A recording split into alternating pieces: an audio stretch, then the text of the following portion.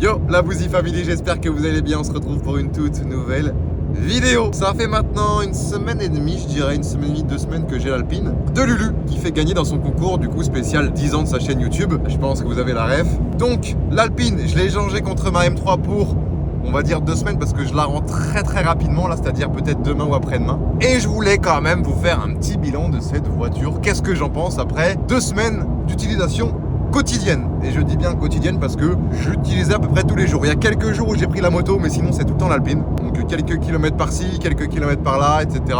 Et je vais vous dire un petit peu mon ressenti. Et voilà, c'est parti les gars. Donc la bagnole, là je suis au volant. Je suis sur la rocade de Rennes, qui n'est pas bouchée d'ailleurs, c'est rare. Parce que déjà de 1, il y a beaucoup de bouchons, et de 2, avec les réformes là, la CGT, etc. C'est pire, c'est carrément pire, ils font carrément des feux de bois sur la rocade, bref. Donc, au niveau du poste de conduite, je vais pas vous mytho les gars, je suis super bien. Je suis à l'aise, le volant assez petit comme ça, c'est vraiment un kiff absolu. La direction assistée est incroyable. Par exemple, par rapport à la M3, je vais pas vous mytho que ça change. La M3, quand je tourne mon volant, faut mettre quand même de la force. Là, tu vois, ça va vraiment tout seul. Les palettes au volant, pourquoi pas, c'est bien. En vrai, quand tu te mets en mode sport et que tu as envie de te prendre pour un pilote, parce que savoir que l'Alpine, c'est une voiture, pour moi d'ailleurs, je sais pas pourquoi les flics ils ont pris ça pour une voiture d'intervention. Pour moi, c'est plus une voiture de virage qu'une voiture de ligne droite. Parce que j'ai fait un petit peu l'expérience de conduire vite sur une ligne droite, sur l'autoroute. Tu sens que la légèreté, c'est pas forcément du coup sa qualité principale sur de la haute vitesse, parce qu'elle bouge pas mal. Donc c'est vraiment pour moi une voiture de route de campagne, une voiture de circuit, plus qu'une voiture d'autoroute ou de 4 voies, largement. Donc ouais, on est sur une voiture qui fait moins d'1 tonne pour 250 chevaux, donc un rapport poids-puissance qui est vraiment agréable. On dirait vraiment qu'on est dans un karting, vraiment très joueuse. Le moteur central, donc au niveau du comportement, je trouve que ça assoit un peu plus la voiture. Et du coup, en tenue de route, on est vraiment au top. Alors là, je parle comme un pilote professionnel, là, j'abuse peut-être un petit peu, mais c'est mon ressenti les gars, c'est mon ressenti. Peut-être un défaut à la rigueur, le plastique au niveau des commodos, on dirait vraiment on est dans un Scénic 2. Les commodos à gauche et à droite. Là, ils ont essayé de mettre du cuir avec du carbone ici. Là-bas, on voit direct que c'est du plastique. Là, il y a un petit rappel de carbone avec du cuir, ça j'aime bien. Voilà. Je pense que c'est une voiture qui mérite d'avoir du cuir partout et non du plastique. Voilà, pareil ici, on a du plastique. Je trouve pas ça forcément fou. Après, Lulu m'avait dit qu'il aimait bien. Et moi, au final, j'aime beaucoup. Le petit rappel de blanc ici de la carrosserie extérieure. J'aime bien. Avec le petit drapeau français là. Le petit cuir, j'aime beaucoup. Alors là, on est dans une A110 classique, basique. On n'est pas dans une A110S ou une A110R ou j'en sais rien. On est vraiment sur l'Alpine la plus basique qui peut exister. Avec quelques options en plus, je suppose. Mais je m'y connais pas assez pour vous dire qu'est-ce qu'il y a comme option dessus. Bon là ça fait un peu vieillot je trouve. Au niveau de la console centrale, mais surtout ça de la tablette. Le CarPlay, j'ai pas regardé s'il était disponible parce qu'en vrai pour brancher son téléphone c'est ici. Et j'ai pas mis de chargeur. Donc je l'ai connecté en Bluetooth, j'écoute des podcasts, j'écoute de la musique. Le CarPlay j'ai pas vu s'il était dispo, mais l'écran je le trouve peut-être un peu vieillot malheureusement. J'aime bien ces petites touches là. En mode avion de chasse, en mode Lamborghini, j'aime beaucoup. Quand tu fais de la route, ça peut manquer. Mais bon, c'est une voiture sportive, on lui demande pas de faire de la route forcément. Mais d'un accoudoir. C'est vrai que sur ma BM, avoir le petit accoudoir là. Attendez que je fasse pas le con non plus. Le petit accoudoir comme ça, avec le petit coude à la fenêtre. Franchement, ça fait plaisir. Sinon, qu'est-ce qu'on peut dire de cette voiture? J'en reviendrai tout à l'heure, mais au niveau de la place, quand je m'arrêterai, je pense que c'est le plus gros défaut de cette voiture. Mais c'est pareil, on lui demande pas forcément d'avoir de la place. C'est pour moi une voiture de week-end, mais qui se roule quotidiennement. Et évidemment, si tu as beaucoup de bagages, beaucoup de sacs, beaucoup d'affaires à chaque fois à transporter, c'est assez chiant. Donc voilà, au niveau de la place, on y reviendra tout à l'heure quand je m'arrêterai, je vais vous montrer un petit peu ce qu'il y a. Mais voilà, sinon, qu'est-ce que je peux dire de plus? Au niveau de la patate, c'est carré dans l'axe. Bon là, il y a un radar, je vais pas accélérer. Mais au niveau de la patate, les gars, il y a du répondant. Et je trouve ça agréable. C'est-à-dire que sur les routes de campagne, pour se faire plaisir, sur de la 4 voies pour doubler facilement, en vrai, c'est le top du top. En vrai, quand tu as une voiture un minimum puissante, repasser sur une voiture un peu plus classique au niveau des chevaux après, c'est-à-dire du 100-110 chevaux, ça fait chier. Ça fait vraiment chier. Les sièges baquets, on est bien dedans. Évidemment, quand tu vas commencer à faire 2-3 heures de route, tu vas commencer peut-être à ressentir la raideur, ça se dit pas vraiment, mais c'est quand même assez raide. Par contre, t'es bien maintenu. J'ai pas fait de course avec, j'ai pas fait de glisse, j'ai rien fait. Les gars, c'est une voiture de près, j'allais pas faire le con avec, mais c'est assez raide. Mais c'est pareil, les gars, c'est une voiture, c'est aussi fait pour le circuit. Donc, je trouve qu'ils ont réussi à la rendre polyvalente. Donc, bon point là-dessus. Le bruit du 4 cylindres qu'on entend derrière. Attendez, je mets le mode sport qui est juste là. Tac.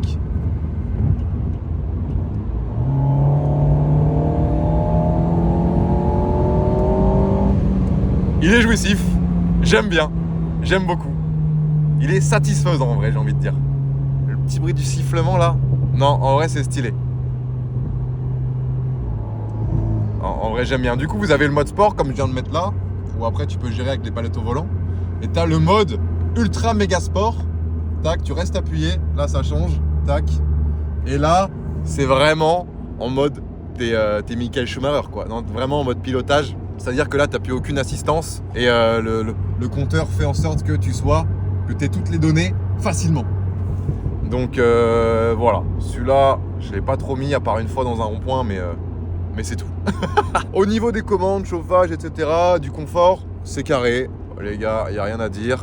Il y a tout ce qu'il faut. Je sais pas trop quoi vous dire de plus, mais je vais quand même m'arrêter rapidos pour vous montrer un petit peu ce que j'en pense et voir un peu l'extérieur de la voiture et la place qu'il y a. Et puis voilà. Les amis, je viens de me poser. Lavage de l'Alpine terminé. Elle est neuve dans le papier. Les gars, regardez-moi cette masterclass. Ce blanc est magnifique. Les jantes, au début, je n'aimais pas, mais au fur et à mesure, je kiffe de fou. Avec les petits étriers bleus là. Franchement, j'adore. Ça fait vraiment une petite compacte. Vraiment, elle est toute petite. Magnifique. Le cul, les gars, j'adore. Le cul est super beau. Avec les feux comme ça, là. Oh là là là. Non, en vrai, en termes de look, l'Alpine, c'est quand même une très jolie voiture. Peut-être, moi, après, je suis fan à cause de ma BM. Mais essayer de ressortir un peu la roue avec des cales, pour que ça fasse encore plus bodybuildé, ce serait vraiment encore mieux. Mais là, non, les gars, elle est vraiment, vraiment très jolie. Mais pour en revenir à la place, je vais vous montrer, du coup, il y a deux coffres, on va dire. Deux mini-coffres. Du coup, un à l'avant. Donc, il faut ouvrir là. Hop. Hop. Tac. Vous avez ici de quoi mettre une petite valise cabine. Quelques fringues. Voilà. C'est léger, mais ça passe. Derrière, on a de la place aussi. Hop, c'est léger, mais il y a quand même un peu de place. Regardez, on peut aller jusque là. Là, pareil, avec les petits trucs alpines, les gars. Je vous dis, les gars, la voiture, elle est neuve. Hein. Celui qui gagne cette voiture, il a la meilleure. À l'intérieur, on n'a pas de... je sais pas comment vous appelez ça, vous savez, le truc pour mettre les bouteilles vides ou les papiers. On n'a rien du tout ici. On a un peu de place derrière les sièges, vous allez voir. C'est léger, mais il y a un peu de place.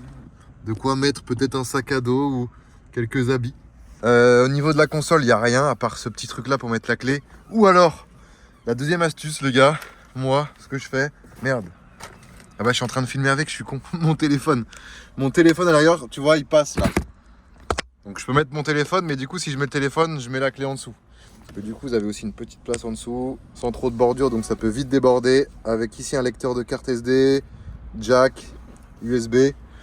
Ça régale. De l'autre côté pareil, rien ici pour ranger. Donc en vrai, au niveau de la place, si on a un petit allume-cigare, au niveau de la place c'est vraiment très léger. On n'a pas de boîte à gants, pareil là il n'y a rien du tout. Là c'est les airbags, donc vraiment c'est vraiment le strict minimum. Mais du coup, voici l'Alpine. Mon ressenti du coup, après 2 semaines d'utilisation, bah les gars, le kiff absolu. Faut juste pas être trop chargé, tout simplement. Mais à rouler au quotidien, je dirais que c'est plus sain, plus agréable que ma M3. Putain, j'ai quand même osé dire ça. Mais c'est vrai que ma M3, vu qu'elle est préparée, elle est super rigide, c'est quand même, à rouler au quotidien, c'est quand même quelque chose. Donc celle-là, il y a un confort. En plus, les gars, elle est pas super basse. On pourrait croire que oui, mais en fait non, les gars. Regardez, il y a large la place là. Après, c'est aussi parce que je roule en M3 super rabaissé, mais pour les dodanes et tout, en vrai, il n'y a rien à craindre. Donc, vraiment, cette voiture, top. Lucien n'était pas fan à la base de l'avant qui faisait trop araignée avec les yeux là. moi j'aime bien, ça me dérange pas. Putain, les jantes, elles brillent, elles brillent. Bref, mes amis, j'espère qu'en tout cas vous avez kiffé cette petite vidéo. Si c'est le cas, n'hésitez pas à mettre le petit pouce bleu des familles qui régalent. Je croise les doigts pour que ce soit un de vous qui regarde cette vidéo qui gagnera cette voiture, parce que ça ferait encore plus plaisir. Ah oui, j'avais pris ça aussi. Un petit accessoire que j'ai acheté sur une aire de repos pour mettre le téléphone, c'est pratique. Voilà, on finit là-dessus. Des bisous tout le monde, passez une excellente journée, passez une excellente après-midi. Je vous aime très fort. Ciao.